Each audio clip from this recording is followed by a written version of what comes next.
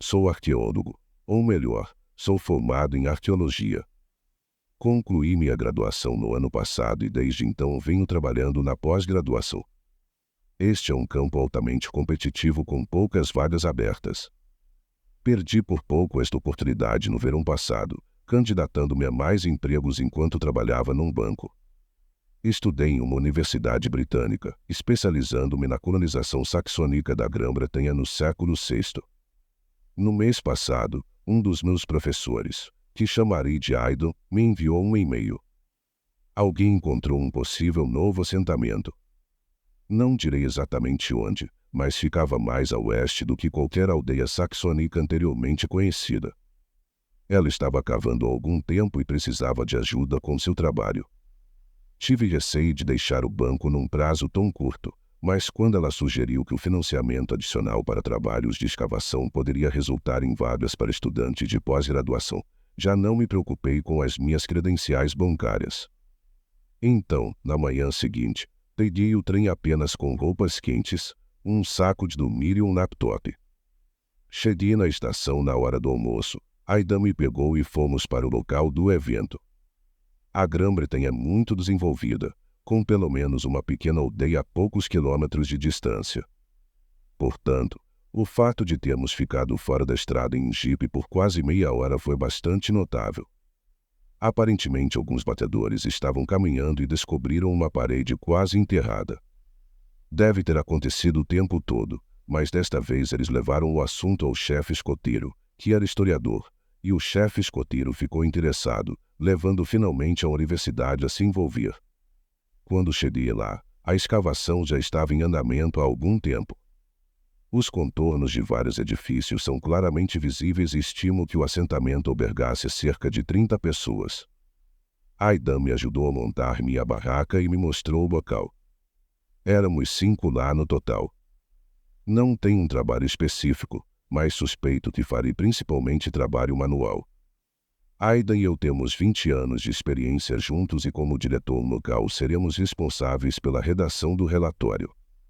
A universidade passa por um processo de eficiência e deve apresentar relatórios diários para justificar os custos de escavação. Jack e Léo eram estudantes de pós-graduação, e Xavier tinha 18 anos e estava tirando um ano sabático. Então, como a segunda pessoa mais experiente lá, eu também era responsável pelos registros. Somos uma equipe muito jovem e apenas Aidan e eu somos pagos pelo nosso trabalho. Se provássemos que o local merecia financiamento adicional antes de Xavier, Léo e Jack voltarem para casa, sem dúvida arqueólogos mais experientes teriam tomado seu lugar. Portanto, estou muito ciente de que meu tempo para provar meu valor é limitado. Era outubro, quando me preparei, escureceu rapidamente.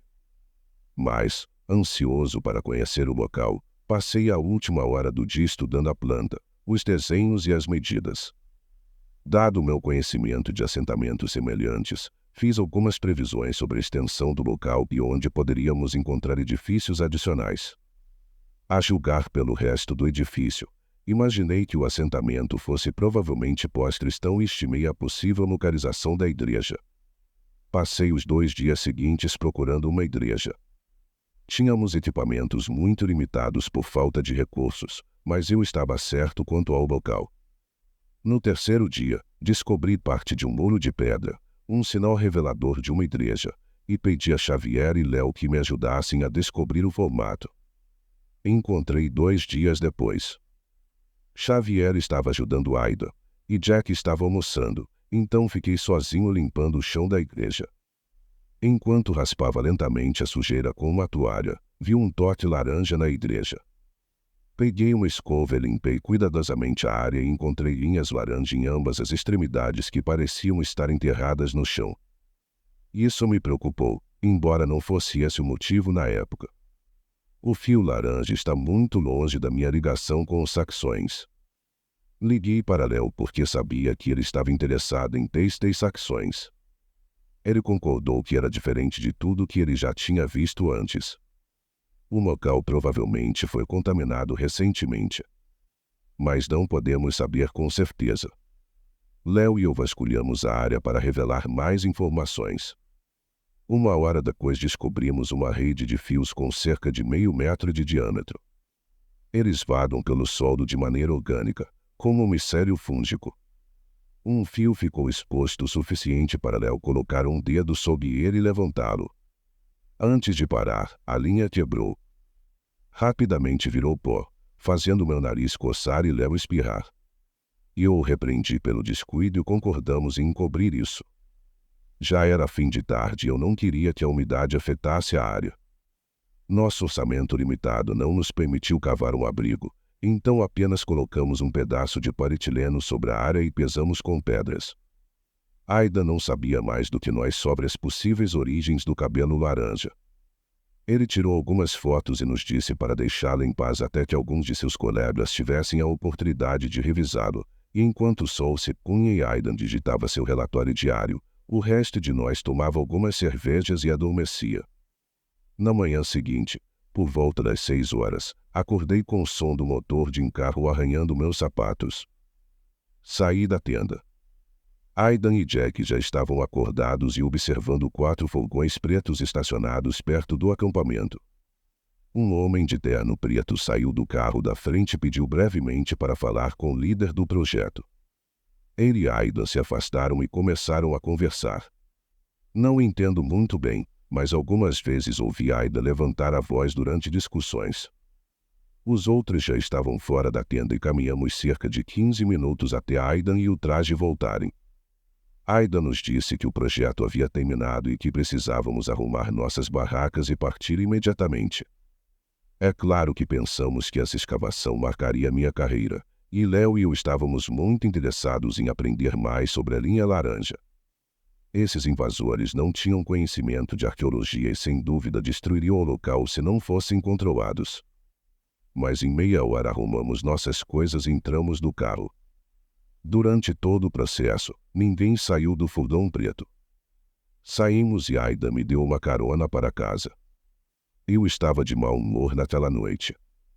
Quando pedi demissão sem aviso prévio, meu gerente direto no banco não ficou feliz com isso, então duvidei que eles me trouxessem de volta e senti que minhas chances de fazer um doutorado haviam acabado. Ainda nem era de manhã, quando eu estava me preparando para encontrar trabalho, recebi uma ligação. Aidan queria que nós 5 continuássemos trabalhando. Podemos ter sido expulsos do local da escavação, mas eles não podem nos impedir de olhar para o que encontramos até agora. Então, na segunda-feira, encontrei Aidan, Jack e Léo em uma cafeteria na universidade e obviamente tinha outros planos.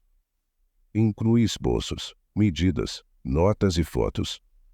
Na verdade, coletamos muitos dados e pode levar várias semanas para analisá-los todos. Aidan trabalhou com Léo para criar mapas detalhados do local e eu trabalhei com Jack para conduzir uma revisão da literatura de locais comparáveis. Mas com o passar do tempo, comecei a ficar inexplicavelmente cauteloso com Jack. Eu me dava bem com ele lá, mas agora ele se sente um pouco estranho. Quanto mais eu olhava para ele, mais desconfortável me sentia, como se fosse perigoso estar na mesma sala que ele. Embora eu não consiga definir o que é, meu humor não melhorou no dia seguinte. Algo parece errado. Não uma sensação assustadora que dou a alguns homens, mas sim como se ele estivesse planejando algo maligno. Confiei em Léo durante o café da hora do almoço e ele admitiu que ele e Aidan tiveram sentimentos semelhantes na quarta-feira. Fiquei um pouco desconfortável, mas consegui entrar. Quando nós 4 nos conhecemos, Jack me perguntou se eu estava bem. Eu normalmente não comentaria isso, mas a maneira como Jack disse isso pareceu muito acusatória. Aidan disse que eu deveria trabalhar em casa. Olhei para Léo e ele apenas deu de ombros. Jack e Aidan têm planos? Para ser sincero, Jack e Aidan pareciam piores do que eu, talvez para dizer olá, e a postura deles parecia vagamente ameaçadora. Não queria deixá-los sem supervisão e insisti que poderia continuar antes de começar a trabalhar. Consegui encontrar Léo sozinho perto da máquina de café. Eu pareço bem para você? Eu abri. Sim, talvez um pouco cansado, não sei. Achei que havia algo errado com eles. Eu não confio neles. Você consegue manter um salão de ferro? Claro. Na verdade, quero dizer a mesma coisa para você. Olha, se Jack estiver agindo de forma estranha, podemos conversar sobre isso. Encontrei Jack na hora do almoço no escritório vazio que usávamos, e os arquivos foram distribuídos. Quando começamos a trabalhar, fiquei perto de Jack e observei sua expressão e postura. Novamente, isso é sutil, mas definitivamente há algo errado. Notei seus olhos castanhos escuros e, por um momento, eles pareceram brilhar em laranja. Então, de repente, ele explodiu. O que? Assim? E eu respondi calmamente. Você ficou olhando para mim a manhã toda. O que você tem a dizer? Não, o que mais posso dizer? Estou só dando uma olhada. Se você quiser me convidar para sair, basta sair e dizer. Estou surpreso. O que ele acha que aconteceu? Eu não sei o que fazer. Deveríamos apenas estar. Olhei para o meu papel e comecei a coletar citações, mas tinha acabado de listá-las quando Jack disse que iria almoçar. Ainda não eram 10 horas, mas já era 12:30. Observei Jack trabalhar e ele trabalhou por pelo menos 3 horas. Claro que me senti um pouco desconfortável, mas como poderia perder 2 horas? Jack se levantou e saiu. Eu poderia ter continuado, mas Léo concordou em almoçar. Então fui ao refeitório e encontrei um lugar para sentar sozinho. Peguei um sanduíche e água e me juntei a ele. Então Léo começou com uma voz baixa e sinistra. Tenha algo para relatar. Contei as explosões, as conversas estranhas, a linguagem corporal estranha. Mal mencionei o flash laranja que vi, ou pensei ter visto, nos olhos de Jack. Mas quando fiz, Léo engasgou. Vejo isso em Jack também, não em Aida. Uau, ok, isso é estranho. Alguma ideia? Bem, eu não quis dizer isso, pensei que fosse minha imaginação. Mas Léo se aproximou e sua voz ficou mais baixa. Você se lembra dos fios que encontramos durante a escavação? É claro. De repente, entendi o que ele queria dizer. São da mesma cor laranja, não são? O que isso significa? Não sei, respondi. Mas eu tenho uma ideia. Vamos nos encontrar às 5 horas. Não me sinto confortável aqui com Aida. Diga a ele que você decidiu ir para casa e eu inventaria uma desculpa. Por que não nos encontramos na minha casa? Há apenas 10 minutos de distância. Então Léo e eu saímos do departamento mais cedo. Léo tinha um quarto individual em sua casa, ainda menor que meu antigo quarto, e arrumamos o máximo de espaço possível em uma mesinha.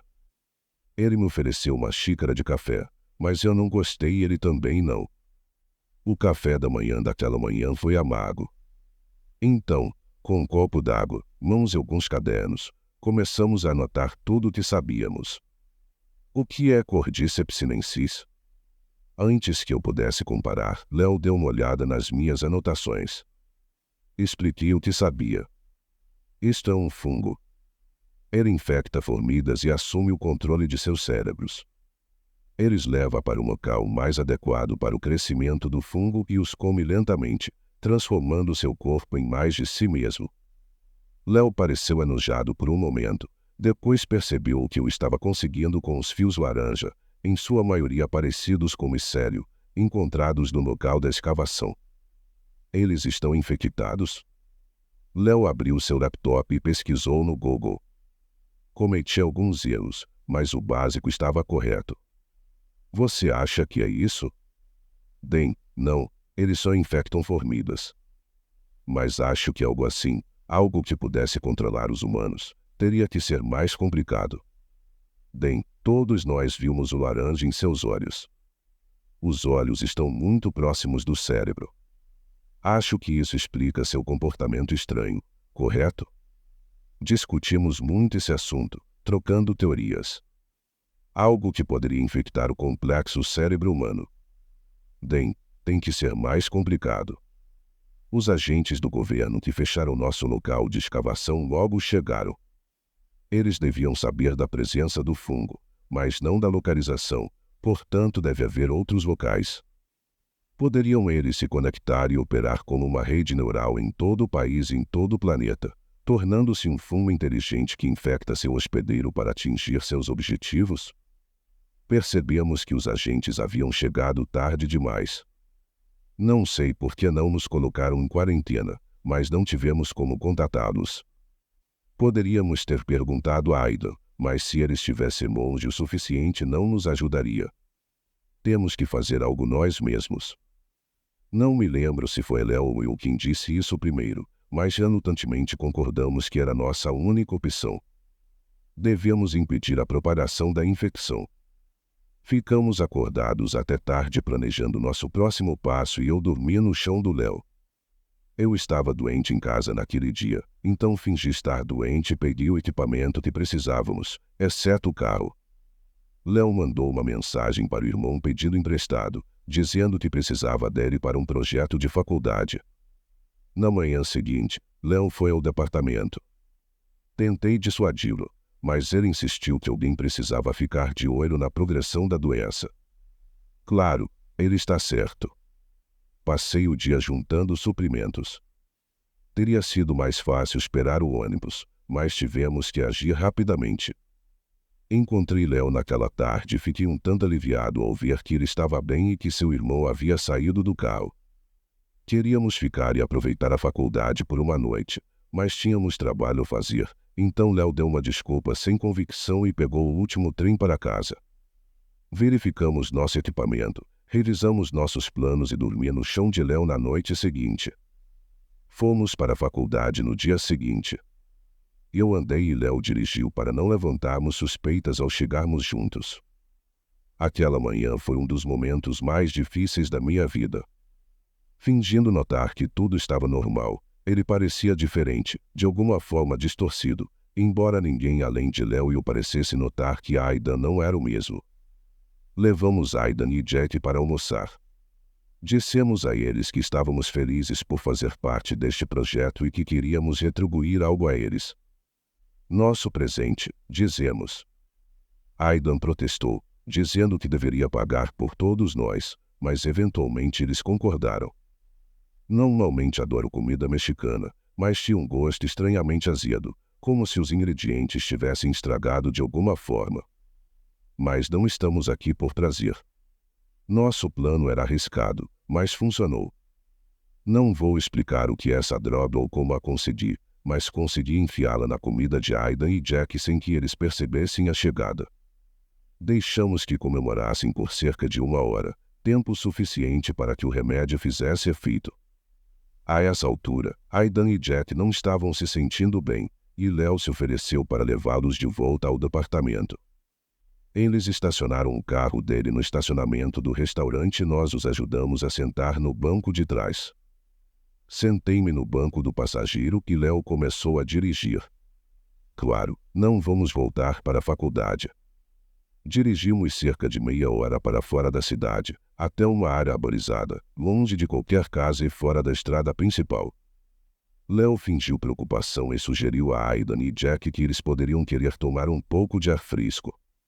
Eventualmente eles concordaram e nós os ajudamos a sair do carro. Voltamos então ao carro para pegar os 2 martelos que comprei no dia anterior. Mesmo que estivessem drogados, ainda precisávamos pegá-los desprevenidos. Acertei Jack nas 3 primeiras vezes e Léo acertou Aidan 2 vezes. Isso foi o suficiente para deixá-los com medo de se mover. Não tenho certeza se eles estavam mortos neste momento, mas tínhamos certeza de que não havia como voltar atrás. Léo cobriu o banco traseiro com uma lona plástica enquanto eu tentava garantir que o ferimento não fosse óbvio. Depois os colocamos de volta no carro. Léo dirigiu 4 horas enquanto eu navegava, e ao anoitecer, estávamos de volta àquela maldita escavação. Esperávamos que esta fosse a parte mais difícil do nosso plano, mas os agentes não estavam à vista. E eu não sei por quê. Apesar de seu comportamento aparentemente agressivo, eles não percebem com o que estão lidando? Seria horrível demais imaginar se eles próprios estivessem infectados. Ainda assim, torna nossa tarefa mais fácil. Estacionamos o mais próximo que podemos e arrastamos os corpos pelos restantes 50 metros, colocando-os na igreja em ruínas. Se ficarem infectados, o solo ficará infectado e poderemos pelo menos controlar a infecção. Portanto, era provável que ninguém encontrasse os corpos durante meses ou mesmo anos. Por isso deixamos Aidan e Jack apodrecer no solo infectado e depois regressamos. Eram 4 da manhã quando chegamos e voltamos para o quarto de Léo. Nossa missão cumprida, ou assim pensamos que comemoramos com uma garrafa de vinho, mas o vinho azedou, então o abandonamos e optamos pela água. Era sábado de manhã, nenhum de nós se sentia bem e passamos a maior parte do fim de semana no quarto de Léo. Decidimos entrar na segunda-feira de manhã para não levantar suspeitas e continuar a investigação arqueológica. Naquele dia, percebemos que havíamos agido tarde demais. Todos os outros no departamento tinham expressões estranhas ou veias alaranjadas nos olhos. Saímos para almoçar e comemos salada e água e nosso garçom parecia estar infectado também. Eu não entendo por quê. Somente Léo e eu podíamos ver isso. Nossa missão é clara. Já fizemos isso antes e podemos fazer de novo. Devemos fazer isso de novo. Devemos livrar o mundo deste fungo, matando os infectados e levando seus corpos para a antiga igreja saxônica, onde se espalha para além do nosso controle, se é que ainda não o fez. E essa foi nossa história de hoje. Se você tiver coragem para se inscrever em nosso canal para acompanhar mais vídeos que sairá em poucos dias, então aproveite agora e não deixe essa oportunidade passar. Compartilhe também esse vídeo e outros de nosso canal para outras pessoas assistirem. Te vejo em nosso próximo vídeo aqui do canal Terror na Cabana.